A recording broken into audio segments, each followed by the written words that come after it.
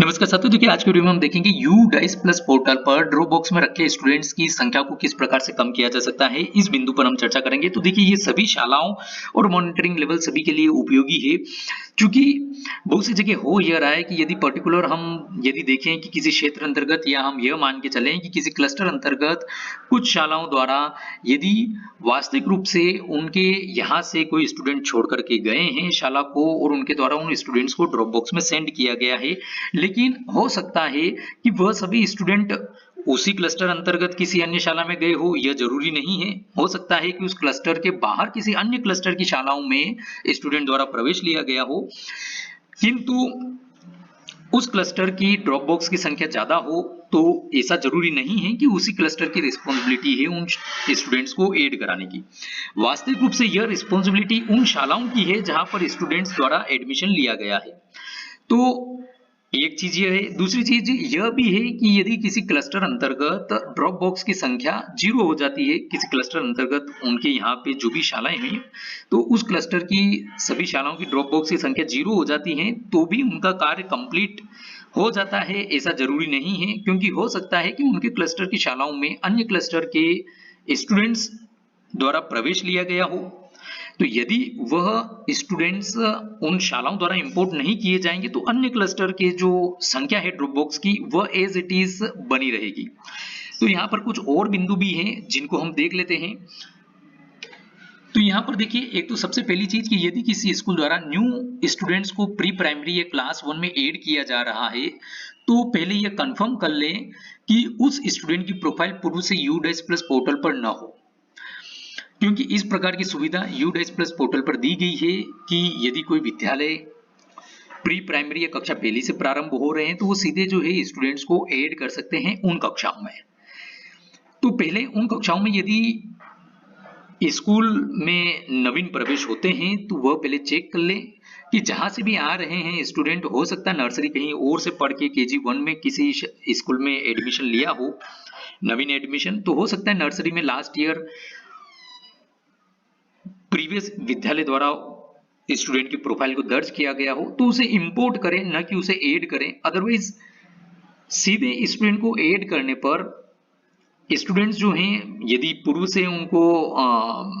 You dash plus photo पर add किया है और पुराने विद्यालय ने उनको ड्रॉप बॉक्स में सेंड किया है, तो वो ड्रॉप बॉक्स में एज इट इज पड़े रहेंगे वो, और वह student as out of school जो है वहां पर प्रदर्शित होते रहेंगे। तो इस चीज का ध्यान रखा जाए कि यदि पहले से उस स्टूडेंट की प्रोफाइल किसी शाला द्वारा बनाई गई है और आपके विद्यालय में प्रवेश ले रहे हैं, तो आप उसे इंपोर्ट करें। दूसरी बात, प्रत्येक स्कूल लॉगिन में यह सुविधा भी उपलब्ध है यू डैश प्लस पोर्टल पर कि उनके द्वारा ड्रॉप किए गए स्टूडेंट को अन्य स्कूल द्वारा इंपोर्ट किया गया है या नहीं, वह देख सकते हैं। हम देखेंगे उस प्रक्रिया को किस प्रकार से आप देख सकते हैं। अतः यदि स्कूल को पता है कि उनके यहाँ पढ़ने वाले स्टूडेंट्स के द्वारा कहाँ प्रवेश लिया गया है, तो उस विद्यालय द्वारा स्टूडेंट इंपोर्ट नहीं करने पर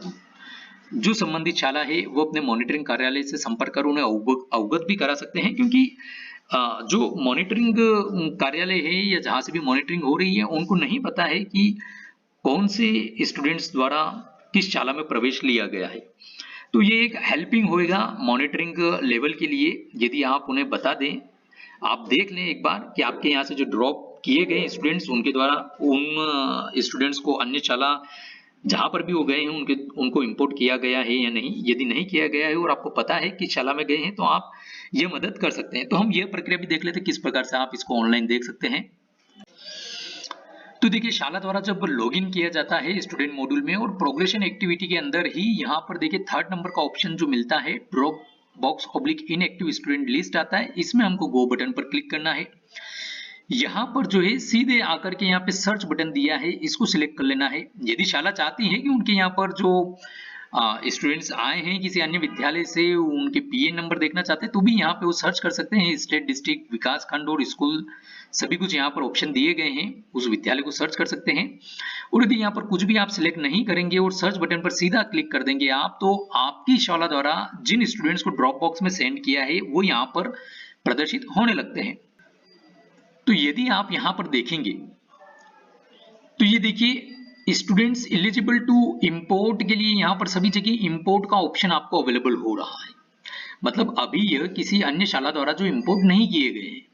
तो इस प्रकार से आप देख सकते हैं कि यदि किसी अन्य शाला में स्टूडेंट्स गए हैं, उनके द्वारा इंपोर्ट नहीं किए गए हैं, तो भी आप जो है मॉनिटरिंग स्तर पर ये बता सकते हैं।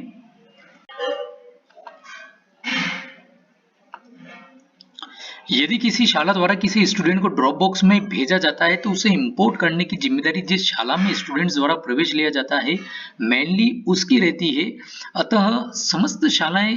की स्वयं की ये जिम्मेदारी है कि वह उनके यहाँ अध्ययनरत समस्त स्टूडेंट को यू डाइस प्लस पोर्टल पर दर्ज करें एवं नवीन प्रवेशित स्टूडेंट्स को इंपोर्ट जरूर करें। यदि विकासखंड स्तर से शाला में स्टूडेंट्स को जोड़ा जाता है, जैसे कक्षा 2 या उससे अधिक की क्लासेस रहती है, तो पहले यह कंफर्म कर ले कि उस स्टूडेंट्स की से यू डाइस पोर्टल पर